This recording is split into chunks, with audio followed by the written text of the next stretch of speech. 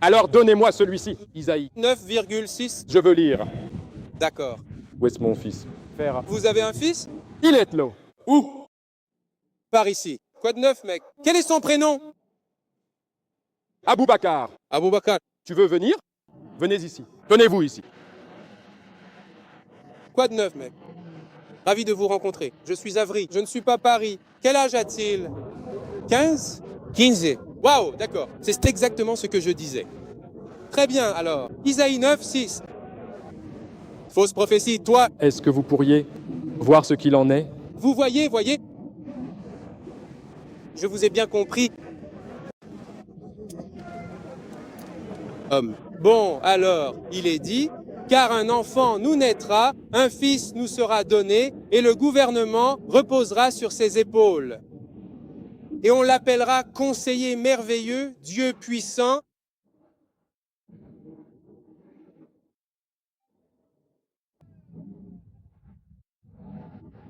Père éternel, prince de la paix, c'est exact. Alors, si vous voulez exposer votre argument, vous pouvez...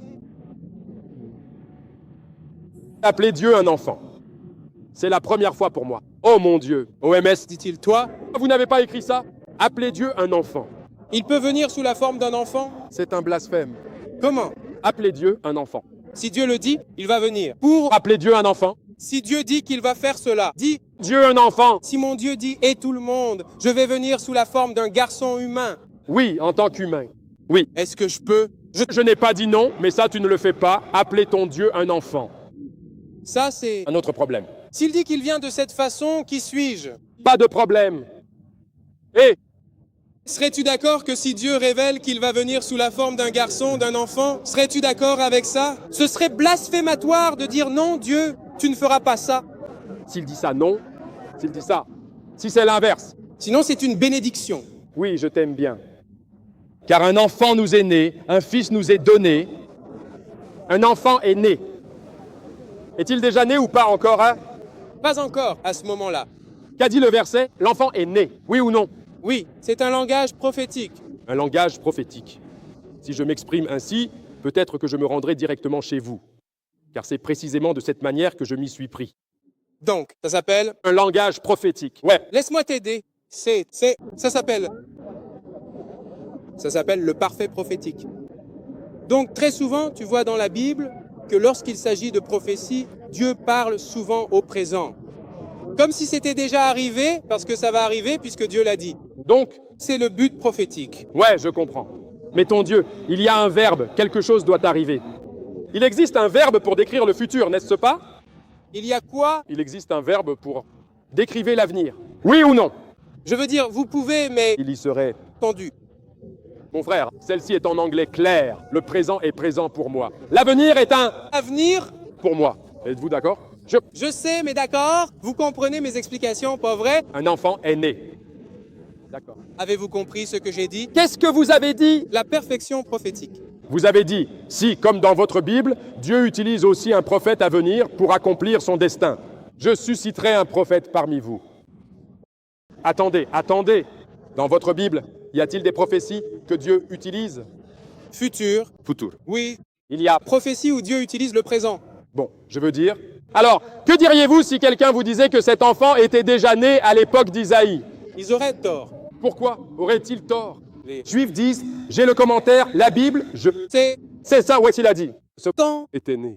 Certains y voient Ézéchias. Oui? Mais je vais t'expliquer pourquoi c'est faux. Ouais. Lis le verset 7. Après, on y va, verset 7. Non, on y va. Je n'y vais pas après toi. Vas-y pour le 7, pas de problème.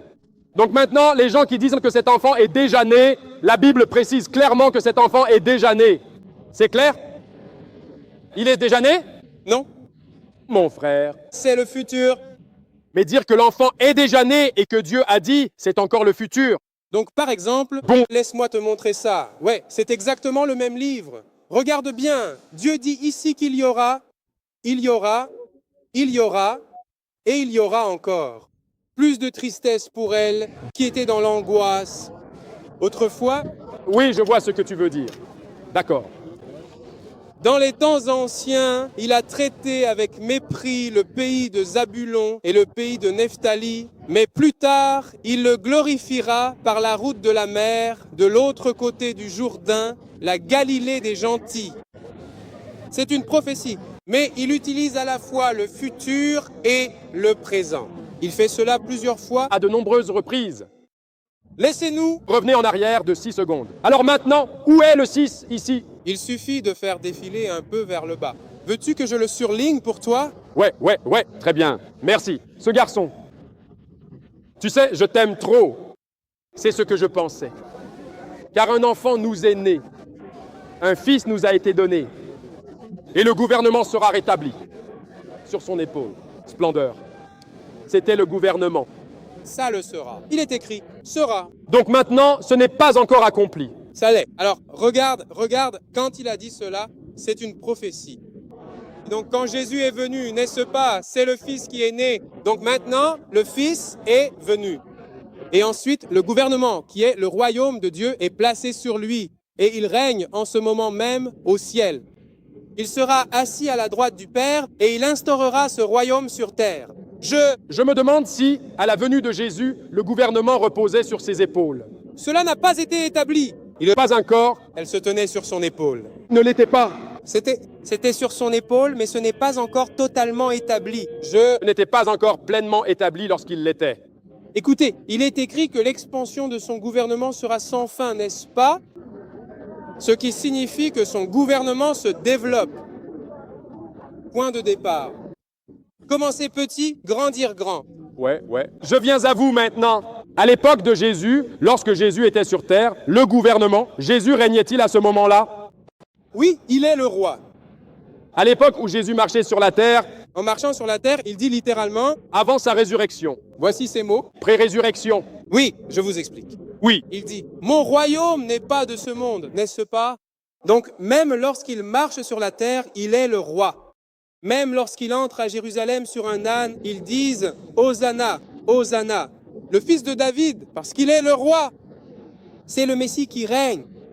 Mais il va y avoir une augmentation du gouvernement. Donc à ce moment-là, c'est très très petit. Tout comme dans Daniel 2, il est question de la montagne et de la façon dont un petit morceau, un caillou de la montagne va en sortir. Et à partir de ce petit caillou, Dieu va faire croître. Cela va devenir aussi grand qu'une montagne. Ça grandit. D'accord? Donc maintenant, quand Jésus était sur la terre ici, tu veux dire que Jésus était déjà... Il est le roi. Quand il marchait ici, il est... Le roi. Frère, la semaine dernière, c'est toi qui m'as dit que c'était le cas.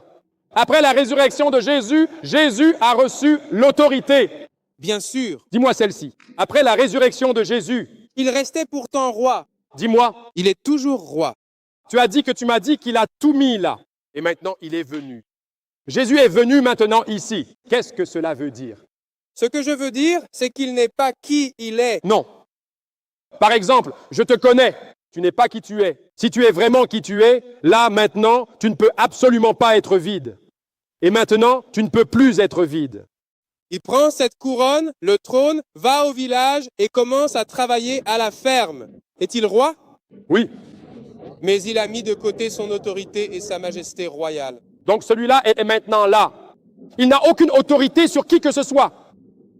Si tu as de l'autorité derrière toi, tu la mets de côté. Oui, tu y vas. Donc tant que tu n'as aucune autorité, roi signifie quelqu'un qui a de l'autorité. Mais si tu laisses cette autorité, tu pars. Tu n'es pas roi de ce côté-là. Ça, c'est faux. Ce n'est même pas vrai. Tu es roi par ton sang royal, par qui tu es, n'est-ce pas?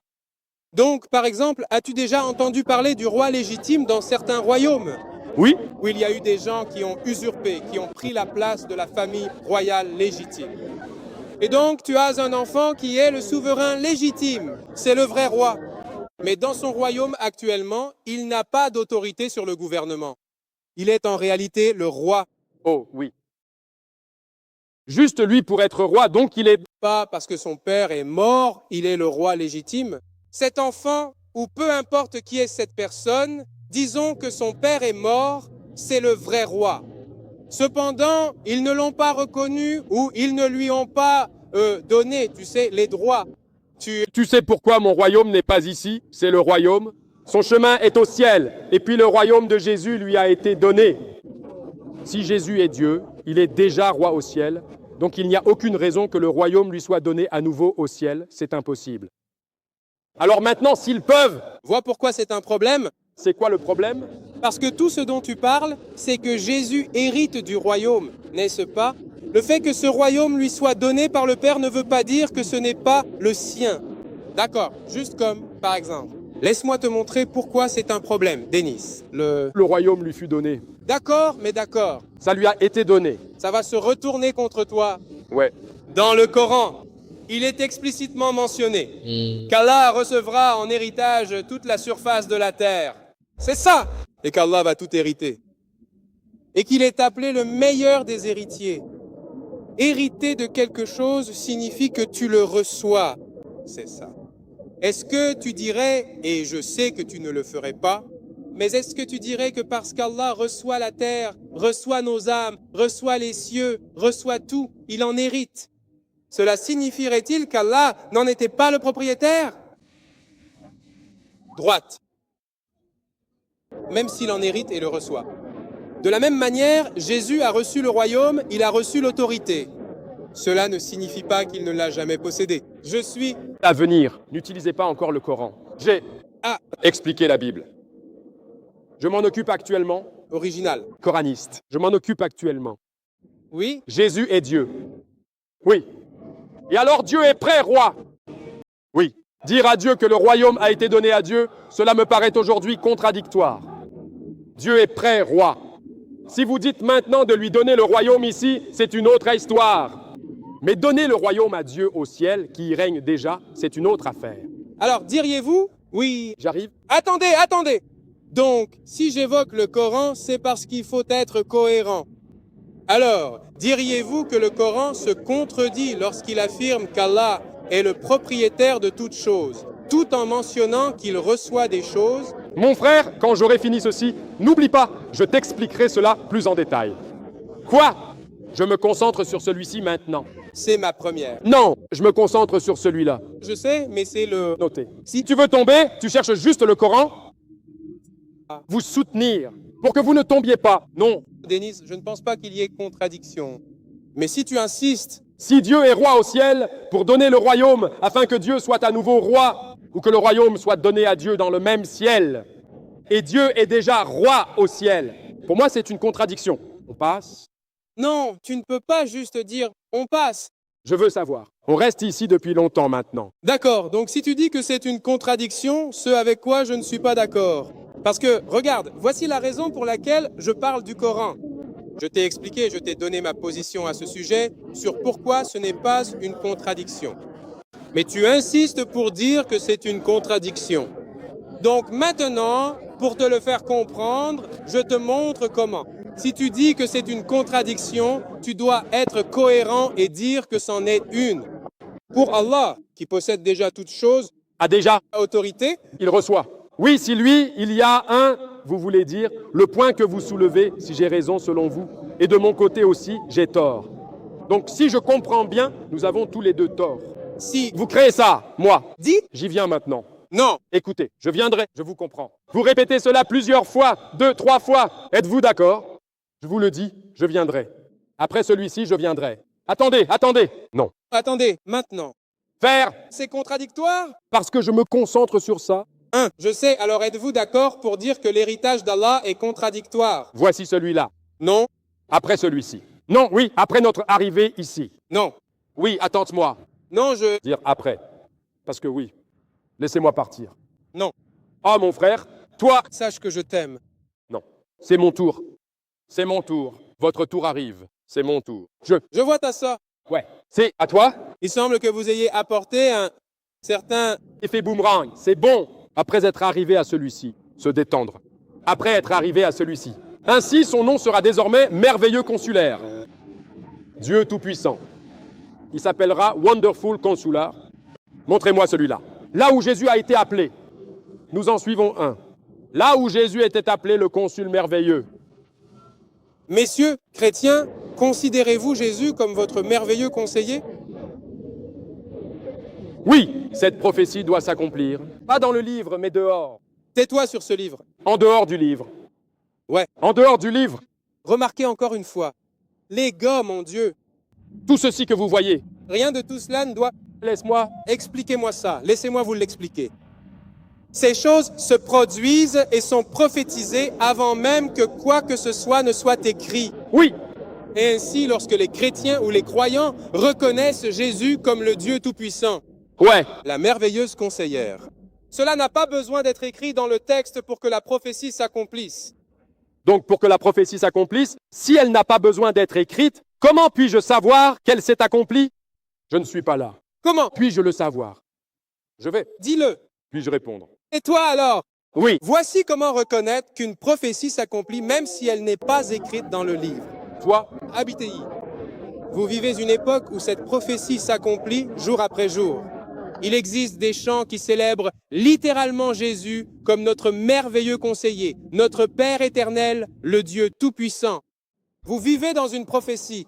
très bien, très bien. Ce que les chrétiens ont fait, c'est que, voyant que cette prophétie ne s'est pas accomplie, ils commencent à chanter à l'intérieur de l'Église. Affirmer qu'il existe un conseiller merveilleux, et faire croire aux gens que cette prophétie s'est accomplie.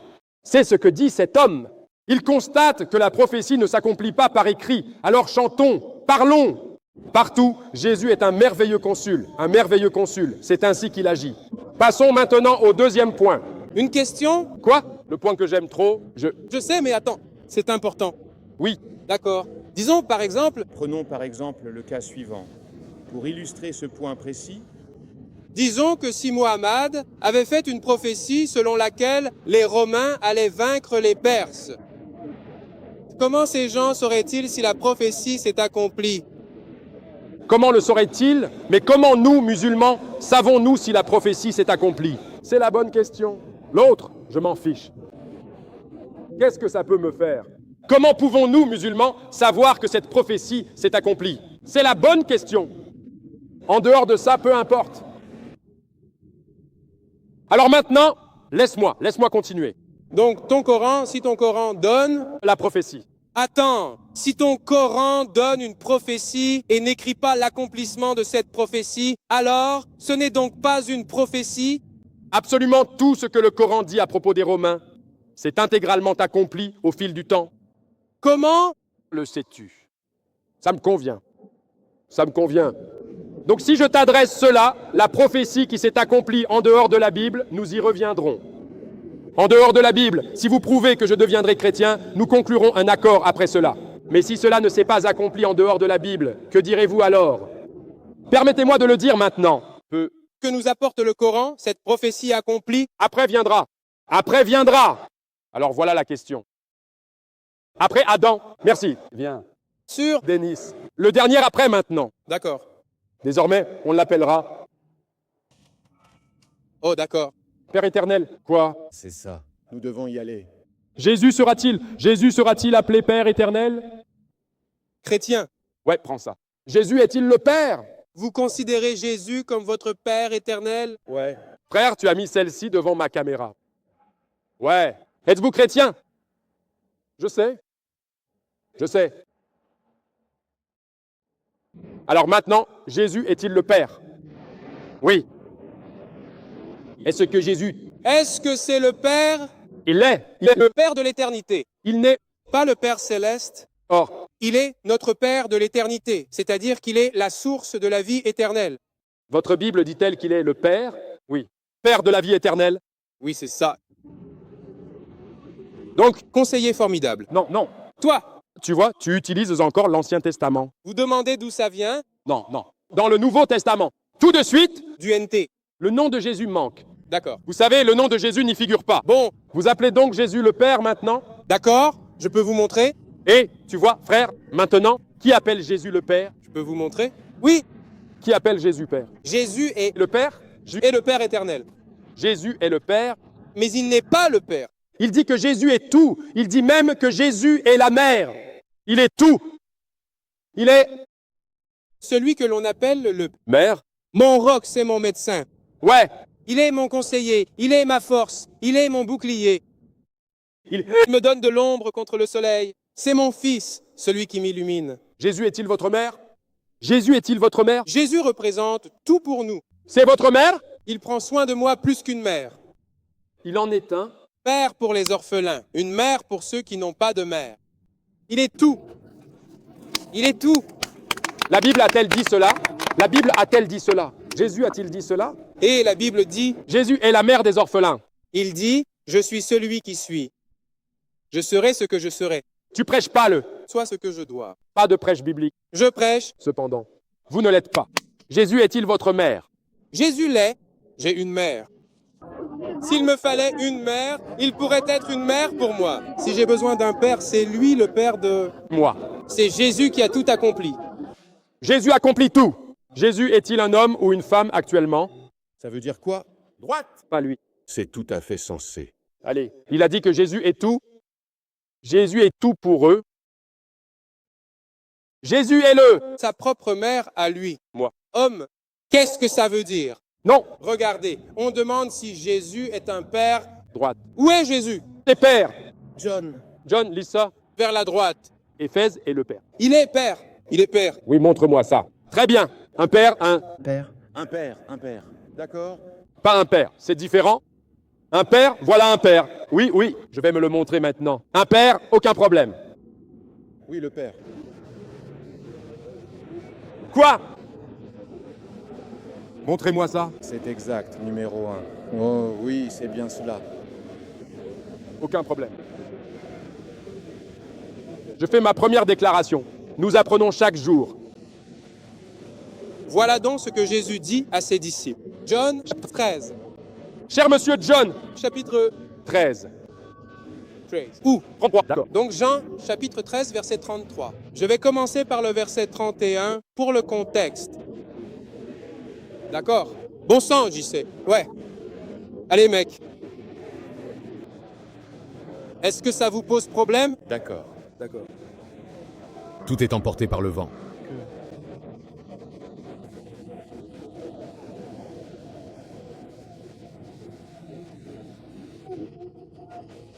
Tu as abîmé ce joli pull, mec, c'est clair?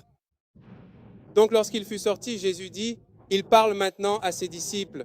Dans ce contexte, d'accord, le Fils de l'homme est-il glorifié maintenant?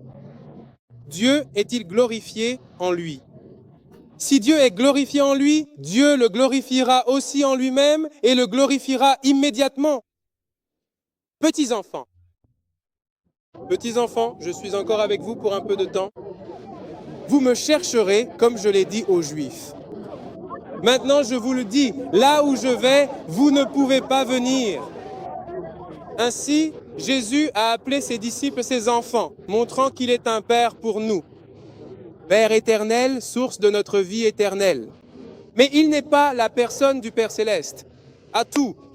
Donc, si l'on résume, le point vraiment essentiel ici est que la Bible n'affirme jamais explicitement que Jésus-Christ est notre Père, n'est-ce pas? Oui, l'explication apporte cela. D'accord. Tu es avec moi. La Bible ne dit pas que Jésus est le Père, n'est-ce pas? Vous demandez au Père céleste? Votre Bible ne dit pas que Jésus est notre Père, Nouveau Testament, oui ou non? Pas le Père céleste, mais il est notre Père éternel. Votre Bible ne dit pas que Jésus est le Père éternel. Elle Ne l'a pas dit, je viens de te le montrer. Mon frère, sois d'accord avec moi, ta Bible ne dit pas cela. Elle l'a fait en 9,6. Puis tu m'as demandé de te montrer où le Nouveau Testament parle de Jésus. Mon Père? Oui, il a dit que Jésus a dit « petits-enfants ». Oui, il leur dit « petits-enfants ». Il est En train d'appeler ses disciples. ses enfants, enfants. Oui, pas de problème. Ai-je dit cela? Ai-je dit que la Bible ne disait pas cela? Ma question pour toi est « Jésus sera-t-il appelé Père éternel ?» Maintenant, ma question pour toi, pour appeler Jésus Père éternel, ton Nouveau Testament n'a pas appelé Jésus Père éternel. Oui ou non? Soyez honnêtes. Donc encore une fois, Denis, Soyez honnêtes. attendez. J'ai été honnête avec vous depuis le début. Nous, Il n'est pas nécessaire que le Nouveau Testament reprenne mot pour mot la prophétie pour qu'elle s'accomplisse, car nous pouvons vivre dans une prophétie déjà accomplie. Donc, avant que quoi que ce soit ne soit écrit, c'est comme, par exemple, lorsque Jésus reviendra et établira son royaume sur terre, tu penses qu'on va l'écrire? Non, mais nous vivrons l'accomplissement de cette prophétie. Il n'est pas nécessaire que ce soit écrit dans le Nouveau Testament. Tu commences à comprendre comment Frère, tu es très doué quand quelqu'un ne répond pas à ta question. Tu es très doué pour les amener à répondre à tes questions. Tu es vraiment très fort pour ça. Donc maintenant, moi je te parle en anglais, très clair. Jésus a dit à ses disciples, les petits enfants, ce n'est pas moi qui l'ai dit, c'est ta Bible qui l'a dit. Et je suis d'accord avec toi. Je pose juste une question très simple. Est-ce que ta Bible, le Nouveau Testament, dit à Jésus qu'il est le Père éternel? Je ne vais pas à gauche, je ne vais pas à droite. Compris? Mais non, c'est pas dans le Nouveau Testament. Pas là! Pause. Je te veux maintenant, puisque j'ai répondu à ta question, mais tu veux dire « défends mon point de vue ». Que comprenez-vous de ce que je dis? Parce que j'ai répondu à votre question, n'est-ce pas? On ne trouve pas cela dans le Nouveau Testament où il est dit textuellement que Jésus est le Père éternel. Vous n'avez pas ça. Où je veux en venir? Vous voulez me dire ce que vous voulez dire? Oui, Tu y arrives à... me démontrer que tu comprends ce que je dis. Tu dis que c'est parce que Jésus a dit à son disciple